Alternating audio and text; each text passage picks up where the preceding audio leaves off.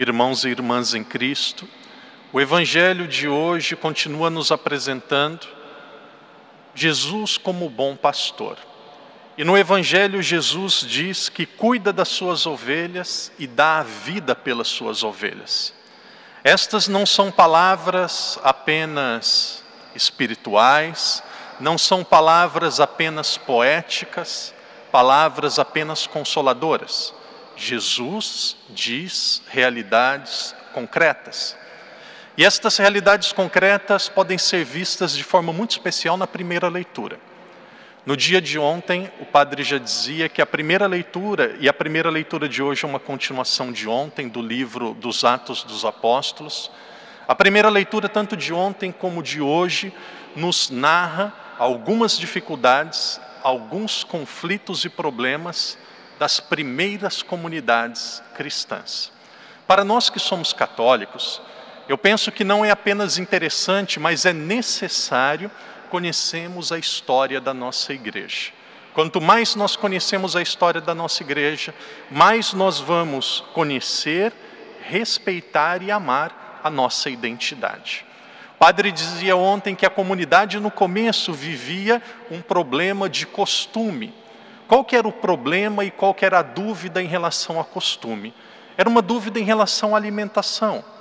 Para os judeus, para aquela época, era impuro as pessoas se alimentarem de carne de porco, de animais que rastejavam, dos frutos, por exemplo, dos 3 primeiros anos de uma árvore. Então Jesus aparece a São Pedro, Deus aparece a São Pedro através de um anjo e diz: Pedro, mata e come. E a partir daquele momento Pedro se alimentou de um animal que aparentemente era impuro e a igreja tomava um novo rumo em direção aos costumes. A igreja passou a dizer que o que faz o ser humano impuro não é aquilo que nós comemos, mas aquilo que nós falamos, aquilo que nós pensamos, aquilo que nós temos dentro do coração. Veja bem, problema de costumes, resolvido. A igreja viveu, porém, um outro tipo de problema que nós podemos chamar de problema geográfico. O que significa o problema geográfico? Onde os cristãos deveriam ir? Existia uma tradição, um pensamento, e a maioria dos apóstolos pensavam desta forma, que eles deveriam ficar em Jerusalém, que eles deveriam ficar em Israel. E eles pensavam da seguinte forma: Jesus ressuscitou em Israel. O povo de Deus encontra-se em Israel. Existem muitas pessoas em Israel, em Jerusalém, que não se converteram. A nossa comunidade ainda não é estruturada.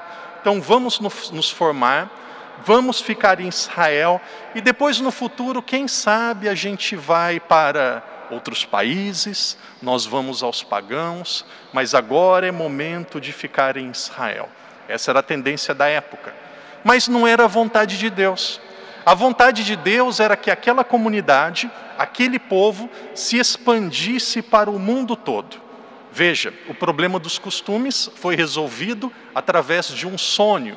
Deus apareceu em sonho a São Pedro. São Pedro percebeu que era preciso se alimentar, que era possível, era permitido se alimentar de alimentos impuros, e o problema do alimento foi resolvido.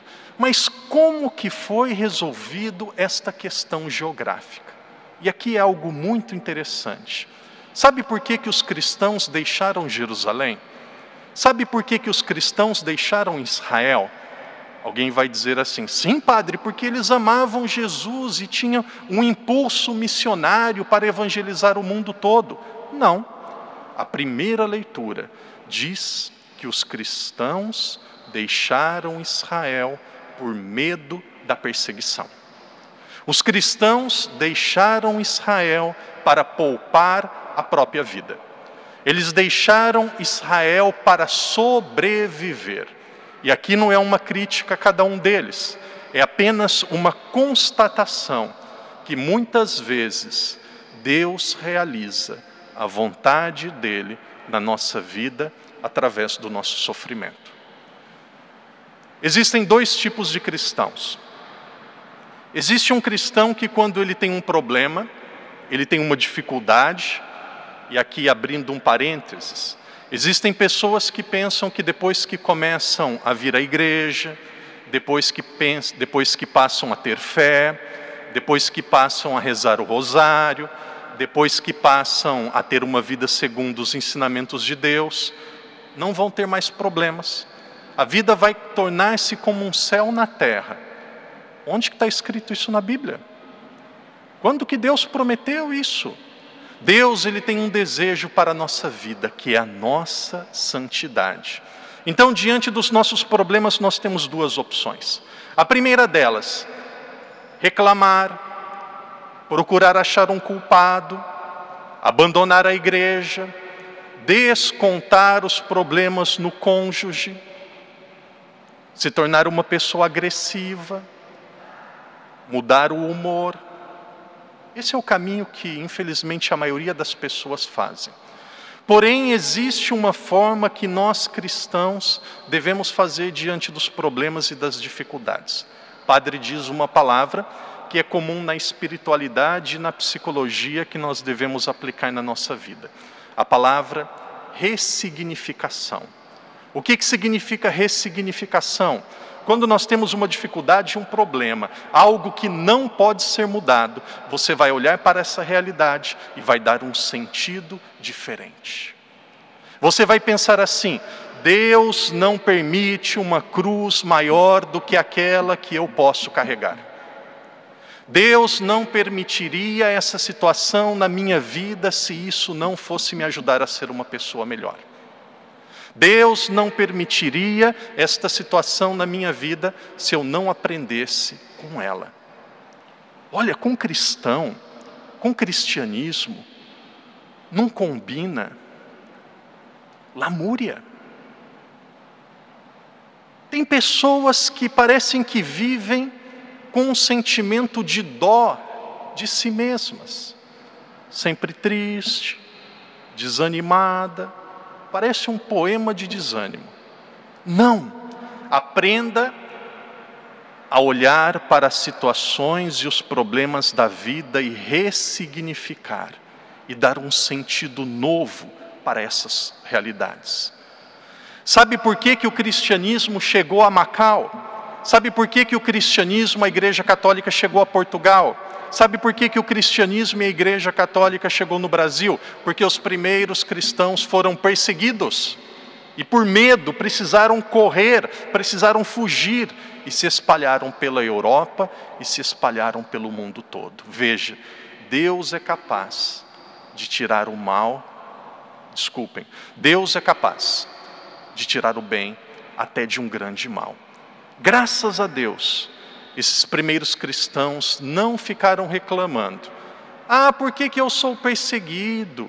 Ah, por que tem tanta injustiça? Ah, eu segui a Jesus Cristo e agora acontece o mesmo que aconteceu com ele comigo. Não. Eles utilizaram aquela situação como uma oportunidade de crescimento, como uma oportunidade de evangelização e de expansão da mensagem de Cristo para o mundo todo. Irmão e irmã em Cristo, o Padre encerra dizendo: guarde esta palavra no seu coração.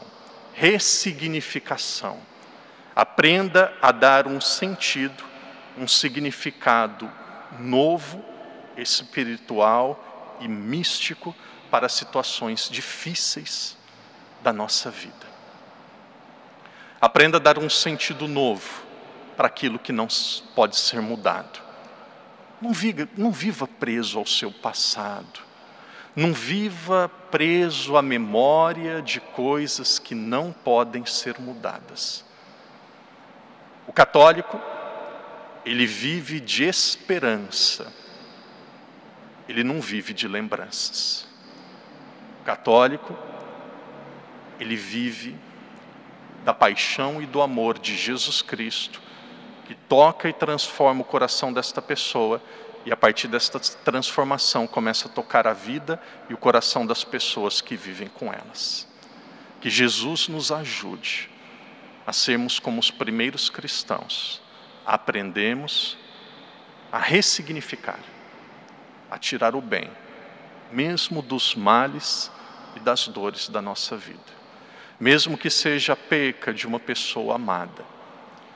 mesmo que seja a dor de uma decepção, mesmo que seja o sofrimento de uma incompreensão, que aprendamos a crescer e a perceber a presença de Deus em cada momento, em cada segundo, não só na nossa vida, dentro do nosso coração, nos guiando e nos santificando. Em silêncio rezemos, em silêncio peçamos que Nossa Senhora de Fátima, nos ajude a ressignificar aquilo que não pode ser mudado na nossa vida.